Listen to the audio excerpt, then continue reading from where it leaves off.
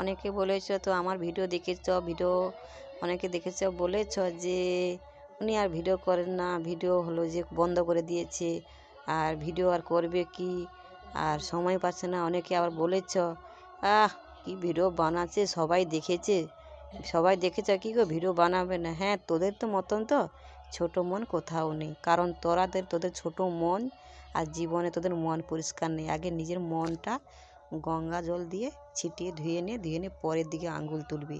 নিজের দিকে আঙ্গুল তুলে দেখ নিজে ভালো কিনা, তারপরে অন্য কারোর দিকে ভালো দেখতে আসবি।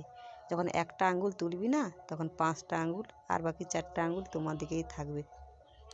তাই বলছি, নিজের বাড়ির চরকায় তেল দে, নিজের স্ত্রীর চরকায় তেল দে, নিজের ছেলেগুলোর চরকায় তেল দে। নিজের বাড়ি ঠিক আছে, নিজের ছেলেগুলো ঠিক আছে, নিজের বউজি ঠিক আছে, নিজের বাড়িতে কেউ ঠিক নেই। নিজের মা, নিজের বাবা, নিজের স্ত্রী, নিজে ঠিক আছিস? তুই আবার পরের চরকায় তেল দেও কি রে? তুই আবার বলিস কি না ভিডিও বন্ধ করে দিয়েছে, ভিডিও সবাই দেখেছে।